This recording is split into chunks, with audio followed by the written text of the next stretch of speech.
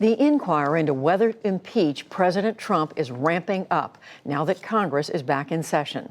Despite the White House trying to block the process, depositions from longtime diplomats are shedding new light on the Trump administration's approach to Ukraine. For the latest, I'm joined by our own Lisa Desjardins. Lisa, you've been reporting, talking to people all day long. What are we learning today? Well, we may have some developments any minute in terms of how the House proceeds. House Speaker Nancy Pelosi, as we speak, is holding a meeting with her Democrats who've just returned from 2 weeks of recess. And she is also holding, shortly after this, a news conference with reporters where I'm told she will make an announcement. The speculation is that this is not only about impeachment, but about a possible full House vote. Nancy Pelosi has indicated she's considered a full House vote to start this inquiry. Within minutes, I think we'll learn whether she's going to go ahead with that. There's a lot of speculation that she will, but it's speculation, so we'll see. This on a day when we had plenty of other activity as well. We had new testimony today, a behind closed doors deposition from another State Department official. In this case, his name is George Kent. George Kent is essentially the Eurasian or Ukraine, Russia expert, an assistant deputy secretary. He spoke today, and his testimony is still ongoing, as I understand it.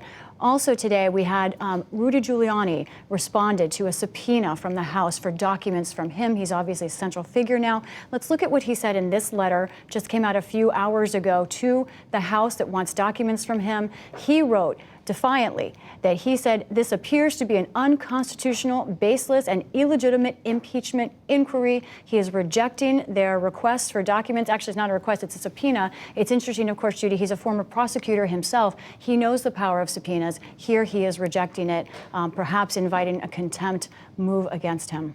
So there was a former White House aide, Fiona Hill, an expert on Russia, worked on the National Security Council. She testified yesterday before the committee. Reverberations today about what she had to say. Quite a lot. Fiona Hill is someone who was in the inner core of the White House, the National Security Council.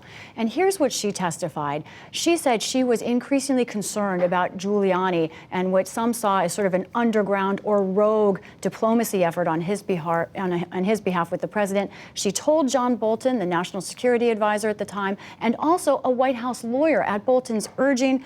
She said that Bolton saw Giuliani himself as essentially a grenade that could explode in any situation for those around him. So she basically said she was raising questions about what Giuliani was doing with the president. And we understand that today's testimony by Mr. Kent also reinforced that as well.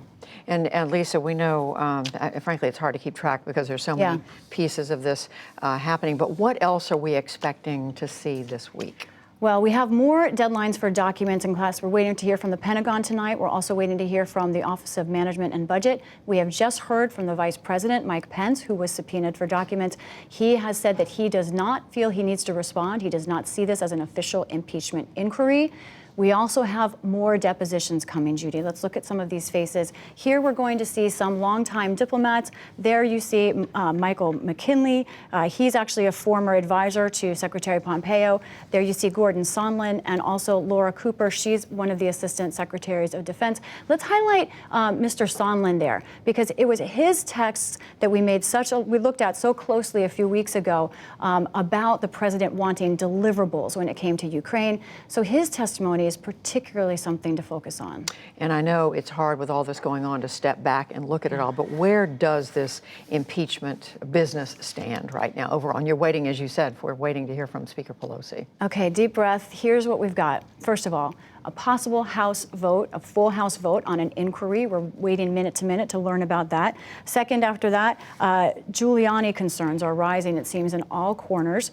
Then third, Judy, actually, we've seen both parties launching TV ads, and I want to look at them because they're targeting particularly vulnerable members. We'll start with this ad from the right. This is a group that is launching ads. There's a group, I guess we'll show it in a second, launching ads against vulnerable Democrats, including Abby Finkenauer of Iowa. There's a deluge of ads against some Republicans. You'll see in just a second. Now, this is a conservative ad against Abby Finkenauer, and there you see some of those kind of favorite targets for conservatives. But next, we're going to go to this ad, which is targeting a Republican, Senator Joni Ernst in Iowa, as not being tough enough on the president. So, Judy, we're seeing this war ramp up. What this tells me at this time is that both parties think there are a lot of persuadable Americans. They think Americans have not made up their minds yet, and they want to get out there and do it for them. Pay a lot of attention. You can understand it. There's a lot at stake. That's right. Lisa Desjardins will be waiting to report on what we hear from Speaker Pelosi. That's right. Thank you.